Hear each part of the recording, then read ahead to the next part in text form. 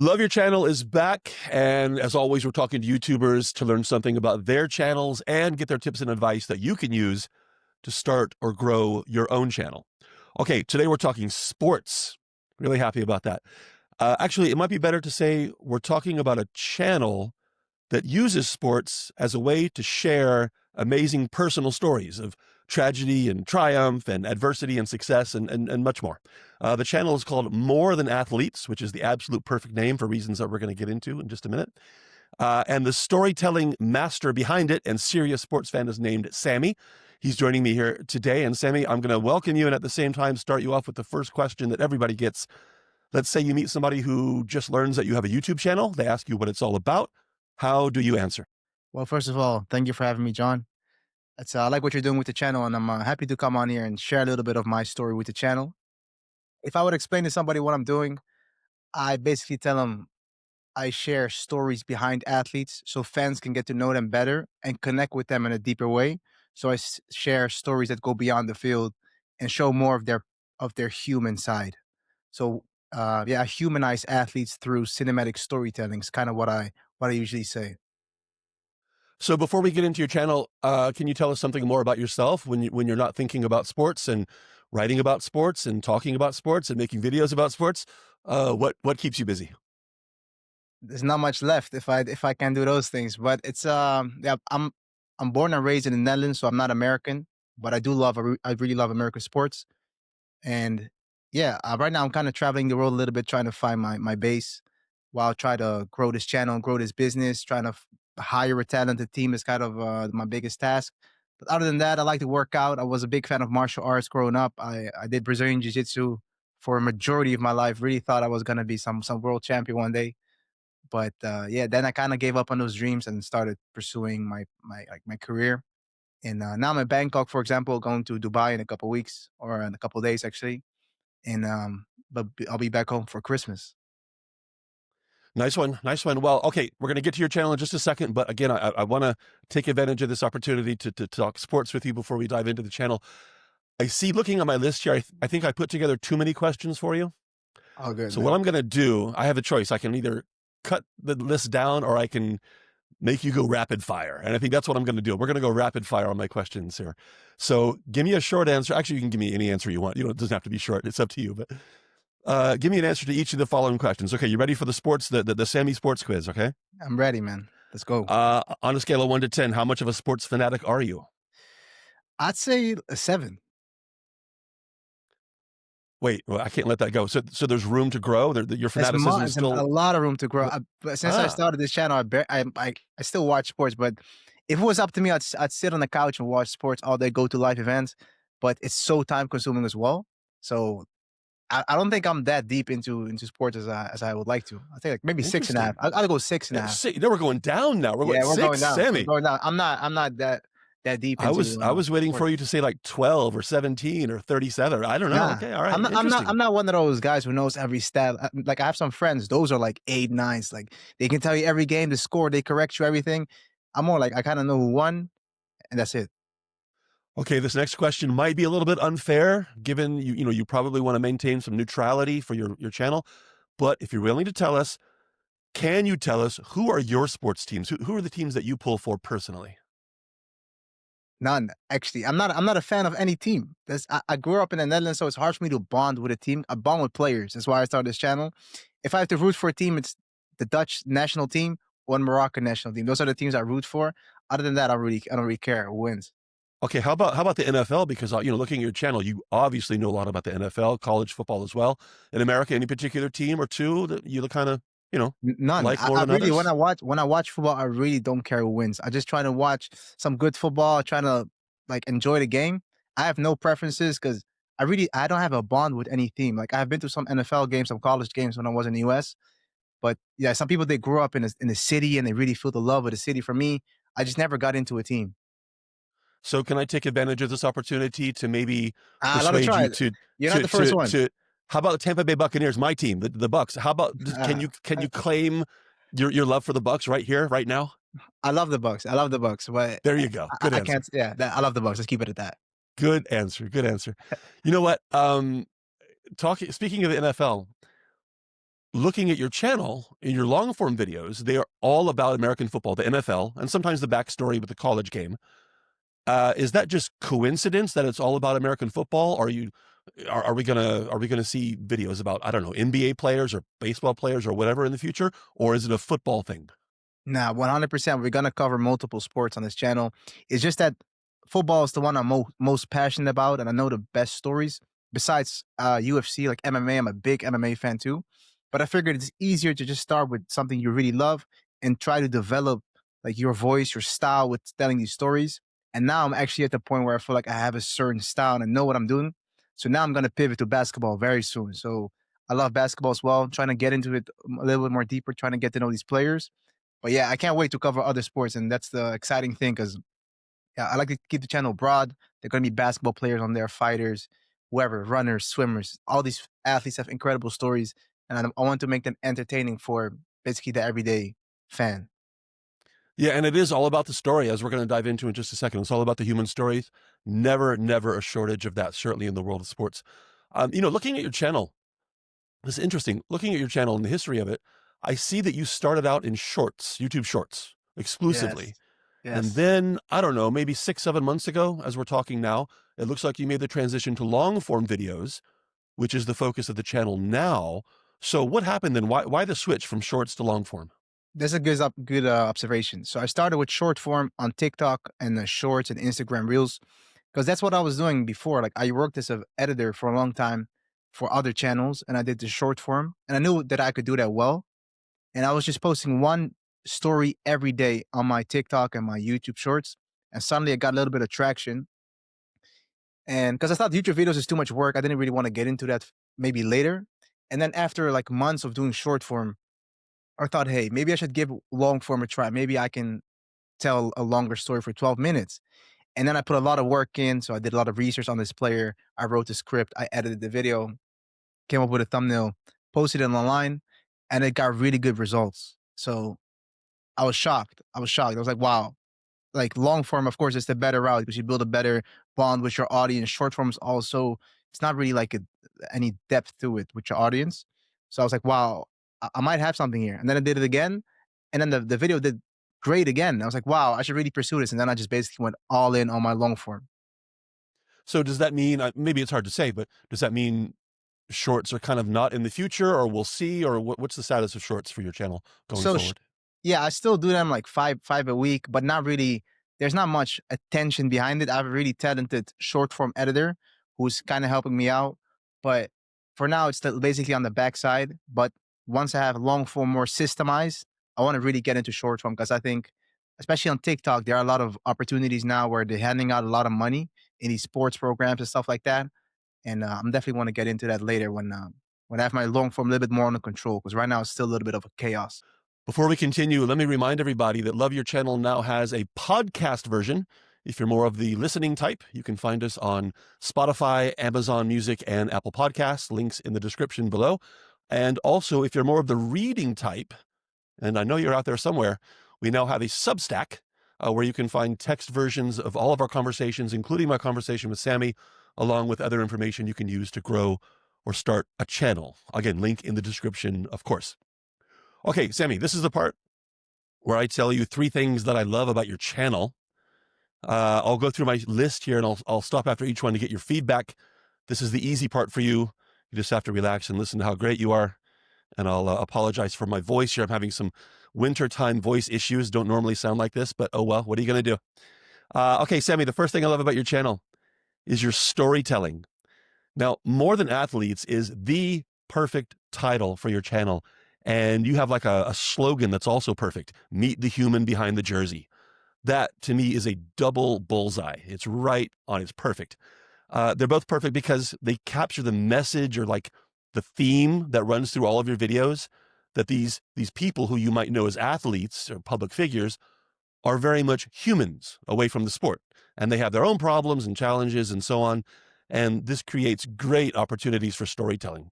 And Sammy, you are an absolute master at this. I mean, every video is so well constructed in terms of the storyline and creating emotional impact and really engaging the viewer and keeping everyone watching until the end. Even though we we kind of suspect it was going to be a happy ending, but we still keep watching anyway because we want to find out what happens. So, More Than Athletes is a perfect example of using storytelling to share I guess we can call it a classic hero's journey. And I'm seriously impressed at the way that you take viewers through the ups and downs of all those journeys. And so, Sammy, are you just naturally good at this, or is this a talent you've perfected through practice, or what? Well, first of all, the very kind words, man. You make me feel like I made it already. But nah, I would never say I'm some talented storyteller myself, honestly, because I know there's a lot of theories behind storytelling as well. And for me, I got into them a little bit when I started this channel. I developed a little bit of, okay, what is storytelling? What's a good story, etc. Other than that, I really think my passion is just what makes my videos perform. Is that I'm curious about these stories, and I tell it in a way that I want to hear it as a fan, like as somebody who's just a casual sports fan. Like, how do I want them to hear the story? It has to be fast, it has to be entertaining, there has to be emotion, you have to be involved, you got to connect with the character, you got to make a little bit of relatable, and somehow I developed a little bit of a formula, and now the videos are doing extremely well. And I'm really happy about that. But I would never consider myself some guru, storyteller, filmmaker, none of that. None of that. I'm just a guy who has a passion for athlete stories. Okay, the second thing I love about your channel is your titles and thumbnails. Okay, let's start with the titles first. They are concise, they're to the point, and you tell the story in one line. I mean, listen to this: the villain who became an NFL superstar, the Netflix kid who actually made it, the D3 nobody who shocked the NFL. That's my personal favorite, by the way. The gut. That's my favorite video. I Love love that. it. I love Love that the gut. one. The rugby reject who became a Super Bowl champion. I mean, come on. It sounds funny when I say it, but formulating simple, direct titles is actually hard, and you're really good at it. So, and I like it's kind of a template. The something who something, the something who something. You use that a lot, not every time, but often, and it's a perfect format because it's short, but it's also descriptive and engaging. Okay, let's go to the thumbnails now. Now, for the thumbnails, you use I guess it's a kind of a template. It's like an effective, it's like a before and after split image to help Yes. tell the story. And I think we've all seen this general type of thumbnail before, but your execution is like expert ninja level. I mean, if you told me that you had experience as a graphic designer working for some major network, or maybe like a friend who did, and he's making these for you, I would totally believe you.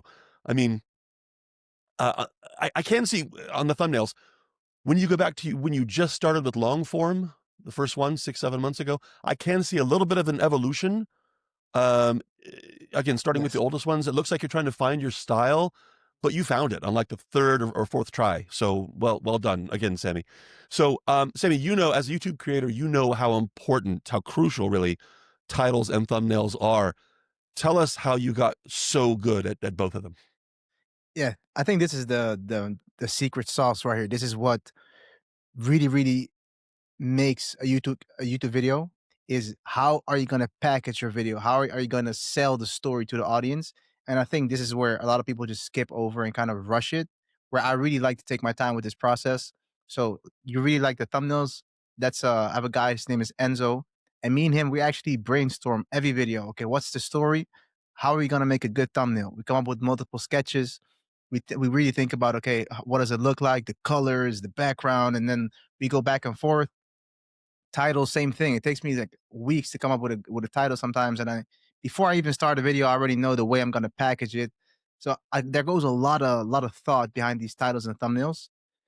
And yeah, now I kind of have my working formula a little bit where it's something who became something. So it's kind of a story by itself. And then I just have to make it in such an interesting way where you just have to click it to find out more about the story.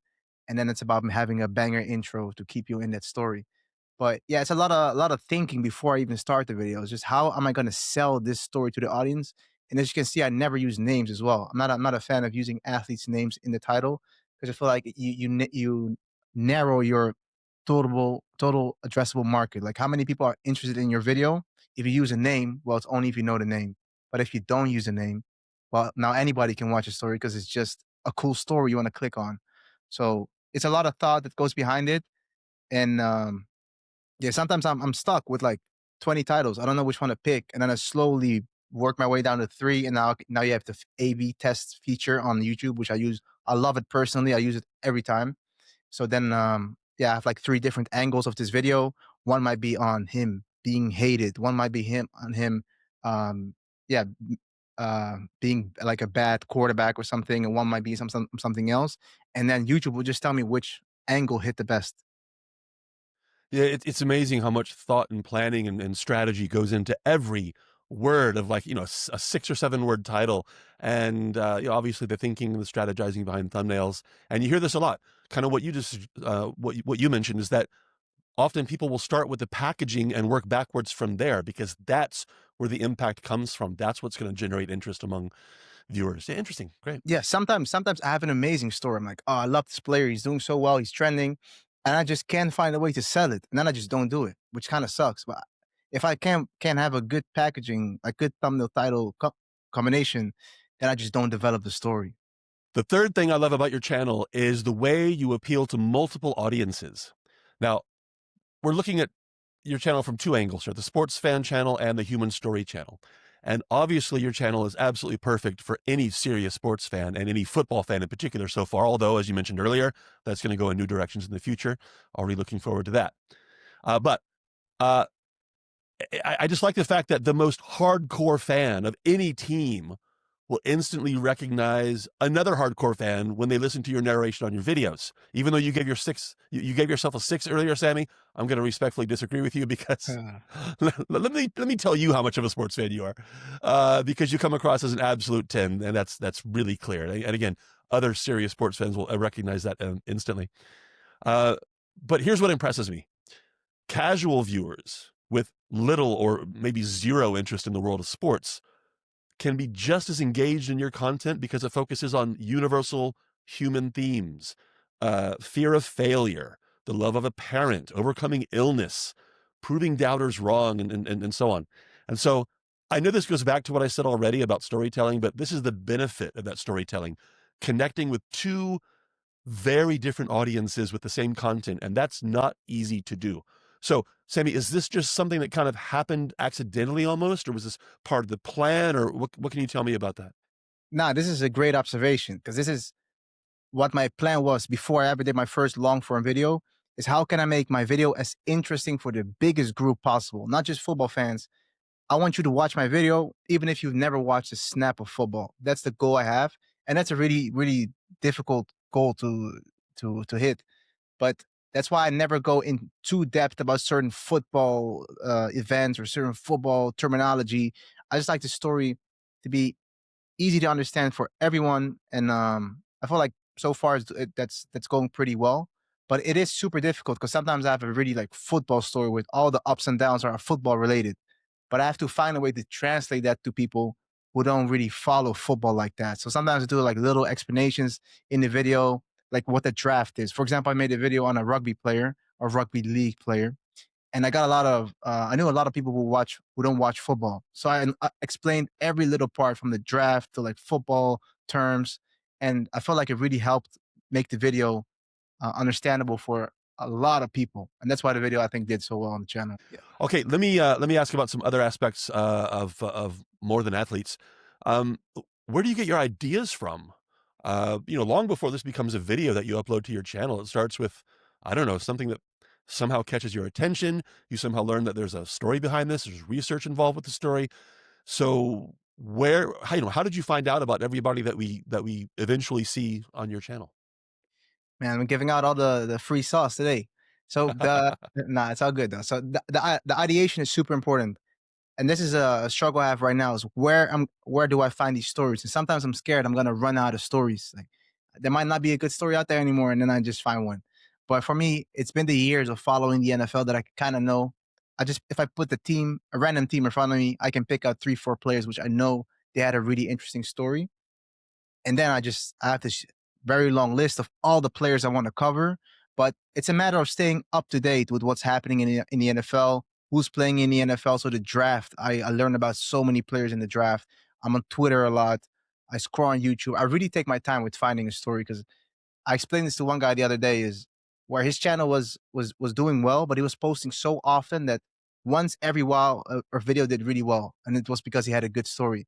And I think taking your time with your story is very important because that's basically going to determine like how good your video will do. If it's a good story, the video will do well. If you just pick a bad story because you want to post something this week, I don't think it's worth it. I think really take your time, and that's what I do. I really take my time with my ideation. I watch a lot of content. I write down notes, and then I slowly find my gems. You know what? Since you mentioned that, let me ask you something now that I was going to ask you a couple of questions from now. Instead, you mentioned it's kind of basically your publishing schedule. You know, when you have a good idea, that's when it turns into a video. You don't publish because it's Friday, for example. You publish because you found a good idea and it takes time. And looking at your publishing history, it's what's the right word? It's kind of irregular. You know, you look at some channels and you can see they publish every week like clockwork, and that's fine. That's fine if that works for you. But other channels, it's just, you know, might be 2 this month, it might be 4 videos this month, and that can mean different things. But one of the possible explanations for that is that the creator said, "You know what? I'm working on this, and when it's ready, it's ready." Or I'm not gonna publish something just because it's, again, Friday or Monday or whatever. That seems to be the case with you. You make a video when you have a good idea, and you turn that idea into a good video, and when it's ready, it's ready. That's the way it looks to me anyway. Exactly. That's the perfect way to phrase it. Sometimes I just feel like I need more time with a video and I just take another week. Like in the beginning, I was a little bit more pressured on myself. Like, oh, I want to post every week. And I kind of did that for a while and I was really trying to kind of rushing it. And then one of my friends just told me, man, who cares if you just post next week? What's the matter? I was like, nothing. It's just in my mind. I feel like I'm getting behind, but that's just in my mind. Like if I need more time to make this video as good as possible, I should take my time because the way I want to do my channel is every video has to be a banger. I don't want to release something and not feel like confident about it. Every video has a lot of details, and you know when you click the video, you're gonna sit down and enjoy it. So that's why I don't rush it. Luckily, some channels have sponsors where they have to post every week. Luckily, I have that freedom where, hey, I don't like this video yet. Let's take another week. I can just do that.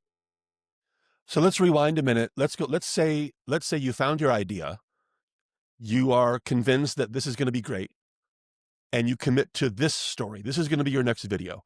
Take us through the production process from the concept to the script to maybe, you know, visualizing the storyboard and the entire production process all the way up to uploading. What does that look like?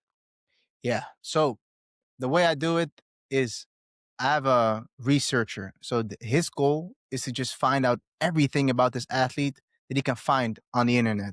This is what I used to do myself in the beginning, but this is super time consuming, but this gives you a lot of information to base your story off.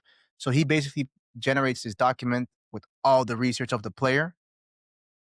And then from there, I have a great starting ground. Now I know so much about this player. Now it's a matter of what facts are interesting, and I start like dissecting this research document one by one. Now I know, okay, these parts are interesting. This is, I want to use this kind of storyline. Then I write down my beat sheet. Okay, like this gonna be these are the events in the story, and then I'm gonna write my script. And then the script takes super long for me because it's such an it takes me so much mind like energy to write the script. Is insane. After I write a script and you talk to me, I'm useless. Like some of my friends ask me questions and I'm done writing a script. I'm the dumbest guy on earth. I don't know what to say, but it takes me so much energy. And then yeah, when the script is done, I record it, and now I have an editor who helps me with editing with the process. But it's still a monster. Like I'm still involved in that myself, just to make sure the music and everything is hitting. But yeah, it's researching, scripting, editing. Give us a rough estimate on the number of hours that you personally put into a typical video. Wow, I couldn't even tell you. I think luckily with the researcher, it helps. I think a week. So 5 or 6 full-time days of work. Yeah. Yeah, yeah, minimum. And then there's another guy who does the research for a week. Going back to your editing, you've mentioned a couple of times that you're very hands-on with the editing. I want to ask you about this because it's another thing that stands out to me when I watch your content. Not only is the editing generally like, you know, again, expert level, but it's part of that is the pacing. The pacing Yeah, is just right. It's constantly moving the story forward, never a lag, never a dull moment. Is that a deliberate part of the way you approach the editing process? Or is it just my impression? 100%. I'm extremely observational about the pacing. Every time I see the script, I'm thinking, okay, what's happening here? What's the goal of this line? Are we moving the story forward? Are we going in on like emotion and depth of the person's feelings? And it's fine. But if not, scratch it. Or the story has to be very fast paced. Like retention is something I really focus on when I edit my videos and write my stories because I don't want people to click off. It's like the worst that can happen for me as as someone who makes YouTube videos is I don't want you to click off. So I'm gonna design the script and the editing style for you to stay engaged for as long as possible. So every line I really think about, okay, does this line help with the story? Yes or no? Does it move it forward? No, okay, let's remove it. So it's yeah, you're right. That's the biggest thing for me. Tell us something about your tech stack, the hardware and the software that makes everything happen. It's pretty simple. I added in DaVinci Resolve myself, and I used Google Documents for the research and the script. I think that's 90% right there. Um, Camera? I have a simple Sony ZV E10. I use this mic. I have a travel like a little bit of a travel setup where I have this little light box with me, my camera stand, my light stand, some extra lights in the back just to add some depth. But I'll say I'm pretty light, and what I use is pretty simple. So what I'm hearing is that you don't need a super pro, super expensive setup to look really good on YouTube. I agree. I think you can keep it very lean. Just good lighting is super important. Good audio. If you have this mic, you already have good audio. If you have like the camera I have is it's pretty basic, pretty entry level. As soon as you add like good lighting with it, you're gonna be fine. I think people overcomplicate things a lot when they start out. Let's go big picture here, Sammy. Tell me something about the rewards that you get as a YouTuber, separate from any financial considerations. What keeps you coming back and constantly thinking about that next video? Well, I have big plans for this companies. I always think about the future where I don't even see this as a YouTube channel. I see this as like more of a media company where I'm gonna do multiple shows when I get go to the US one day and have a work visa. I want to meet with athletes. I want to have them tell their own story on my channel. I want to have so many other shows I make where athletes can show their personality. It doesn't have to be storytelling at all. It can just be them like showing me their house or whatever, their car collection, whatever.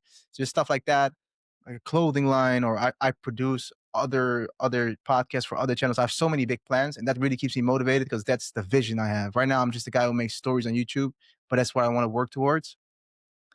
And also something else I really enjoy is the comments. My comment section. I love when somebody just compliments me about that a story like really motivated them or really made them go harder today, stuff like that. Because I have one video on my channel which is about addiction, and the comment section, I never thought it will be like that deep and that intimate. Like people sharing their stories and people saying how this video really motivated them to stay sober. And I just made that video in my room. And then this other with the D3 Nobody is the story is super inspirational, and I'm happy I was able to share with people, and people really think, "Oh man, it was super inspirational to watch. Chase your dreams." I'm like, "Wow, I just motivated people with just simple with a simple video." Yeah, the D3 story is I always think of the gut. That word pops into my head immediately when we God, talk about your yeah, come on. it's a great video, great video. But you know what, your channel today, obviously you've got some great momentum that you've built up. You're headed in the right direction. Great plans for the future. But let me ask you about the early days before you kind of found your groove. Did you ever struggle with issues of maybe burnout or second guessing how much time you were spending on the channel, maybe too much or too little? Any kind of negative feelings that kind of made you think twice about, going forward? Yeah, luckily for me, that phase wasn't very long because my first YouTube video kind of popped, but it's also years of I have like working with other channels and being behind the scenes and just working regular hours. But for me, it was the beginning of just posting TikTok videos and getting no views. Sometimes I feel pretty embarrassed and I feel like, what am I even doing? Why am I even trying? But you should never punish yourself for trying, guys. Never. But that's where those I had days where I was like, man, why am I even pursuing this? Like, am I really gonna break through? Like, because I'm trying to do something pretty difficult here. I'm not even American. I'm trying to really like go into this American sports market, and in the Netherlands making these videos. So, yeah, the hardest thing is just not seeing results when you post a video where you worked really hard for it. but you just got to keep going. How deep do you get into the analytics? How much time do you spend kind of, staring at your YouTube studio, looking at these numbers? What does it mean? What can I learn from this? How can I improve? Um, and I'll double the question here. Is that a good idea to focus too much, or is it possible, I should say, to focus too much on those numbers?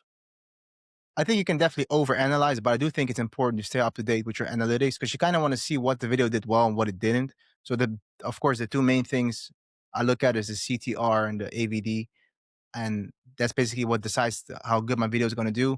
But also like to stay up to date with the audience. Those are also things I look at. Every video, I know exactly what the AVD and the CTR kind of is. I stay up to date. But yeah, I just say keep it simple. Look at the big picture, and that's it. Like you don't want to overanalyze things for sure. Sammy, have you ever found yourself hitting that refresh button a little too often while staring at the analytics in your YouTube studio? Man, I just got over this where when I used to post a video, I would sleep terribly. I would wake up in the middle of the night and my body just knows I just posted a video. Like my hand is reaching for that phone, checking YouTube Studio, and I know I shouldn't because they're like it's just gonna make me upset. And then I look at it, I'm like, oh, it's still so low. And then I start asking questions: Why is it low? Why is it not going faster? But these videos take time to progress. So now I just escaped the stage where I post a video. Of course, I'm gonna think about it, but I'm not gonna be obsessed. But man, it takes up all of my mind. The first few days of a video, I'm super like engaged, and sometimes it can just ruin my day if it doesn't go the way I want to. So right now, can you imagine a world where you don't care so much? You upload it and go about your life as normal and not obsess over it? Is that even possible now?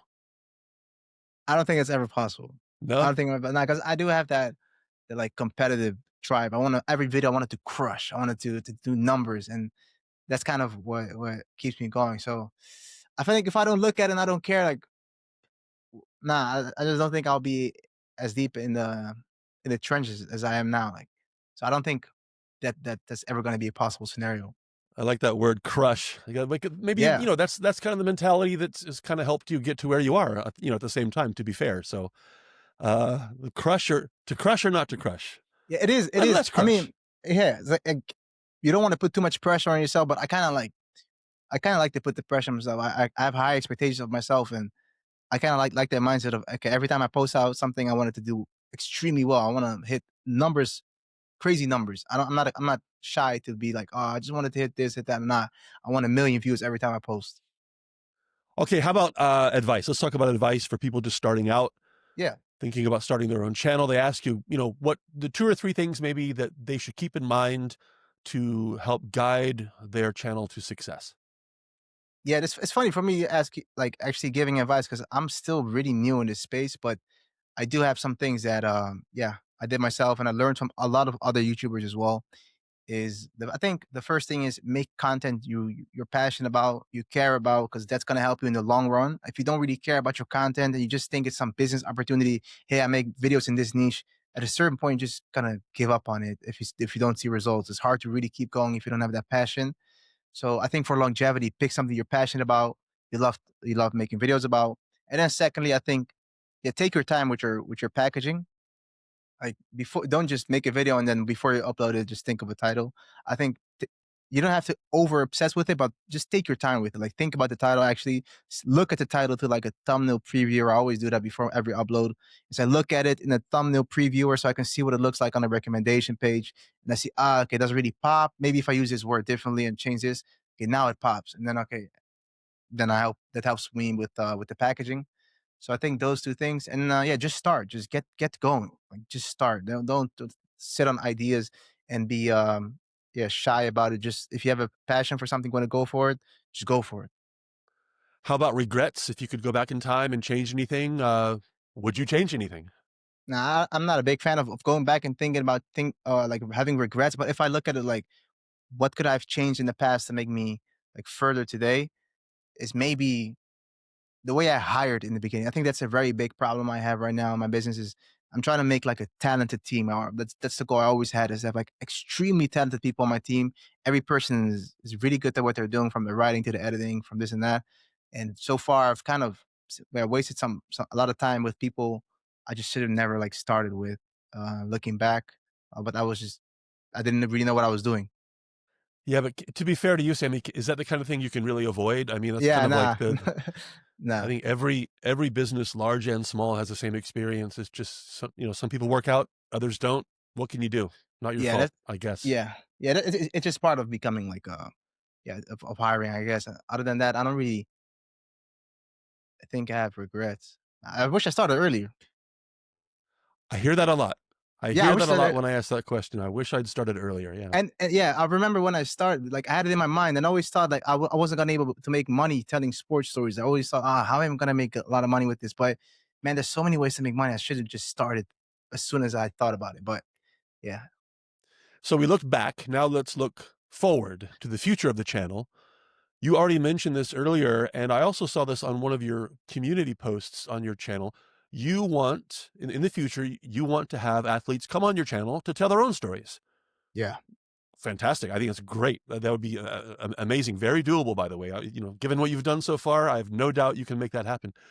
Um, your channel is monetized. You also have a sponsor recently, a great sponsor, by the way. Tell us something about growing the channel, either creatively or from a business perspective. What are the goals for the future? yeah. So my goal eventually is to have a big team which posts multiple times a week. That's always what I wanted. Because I've got to cover multiple sports. Okay, so I want to post multiple times a week, so that's going to generate more revenue, of course. And then you mentioned the brand partnerships. It's something that's been on my mind a lot for the last few months. Because yeah, you have like, for example, you have agencies who reach out to YouTubers saying, "Hey, we can get you brand deals. You sign this contract, you'll be exclusive with us." And but they also take money from inbound. So if you get like an email from like a company that wants to sponsor you, that reaches out to you, your agency is gonna eat from that as well if you're exclusive. So for a long time, I thought about it. Now I don't want to be exclusive, but you also have to think about which companies do you want to promote in your videos. That's a really hard question because you can just say yes to any company, but that's kind of like uh, damage your brand as a YouTube channel. Like, who do I want to work with? I always think long term, so I'm still figuring that out. Like, what companies, for example, sports betting. I don't want to do sports betting. It's not something I stand behind, and it's not something I want to promote to my channel. And I think my channel is perfect for sports betting companies. They reach out to me. I'm just not. It's not something I want to do. But maybe should I do it just to get money and grow my team? So these are like it is kind of hard. But yeah, those are the questions I have in my mind. How do you show up on the radar of these agencies that are looking to arrange sponsorship deals? Is it strictly a matter of subscriber numbers? Is it a matter of the niche that you're in? How do you get their attention? Yeah, I think you just have to get views. I think that once you get views, you'll be interesting to a lot of people because they can get you brand deals. But I don't think subscribers. It definitely matters, but I don't think it's that big of a deal if you get a lot of views. If you get a lot of views, you have a lot of power. You can get brand deals, and agencies will reach out to you. You can also reach out to agencies yourself, but I just don't really think you should do that if you're not at that stage. So views over subscribers. Yeah, I agree. And is there any particular, either from your experience or just from what you understand looking at the YouTube world, is there a number where that conversation starts? I know it depends on lots of things, but where do you think the conversation starts when it comes to getting attention from agencies for brand sponsorships? I think 50, like something from like 50. If I had to say myself, around 50. Um, yeah, something like that. You have to have some sort of established channel with like a quantity. You have to have some videos on your channel. It can't just be two or three. I think I always aim for 10. I wanted to have 10 unsponsored videos, and then my channel grew pretty quick, luckily. But yeah, establish yourself first. I What I, about in I I terms think of, I yeah, think sorry. as a starting YouTuber, you shouldn't even think about brand deals, agencies, nothing. Just trying to make good content consistently. I think that's your biggest problem. If you solve that one, everything else will be way easier. What kind of view numbers do you think a channel has to get before you can start thinking seriously about sponsorship? I think 50K as well, like per video. 50K per video. Yeah, I Okay. think once you reach that, you might be interesting to summarize. I'm in some big Discord where they talk about stuff like this sometimes. Um, but that's what I read in there, like 50K Yeah, there are consistently. lots of variables here. I mean, obviously, if you're in, if your content is based on, financially oriented things, it's the totally different reality. If you're making cat videos, another different reality. So, a lot of variables Yeah. there. where's your audience based? Luckily, my audience is primarily US, but also as your face on the channel as well. That helps with brand deals for sure.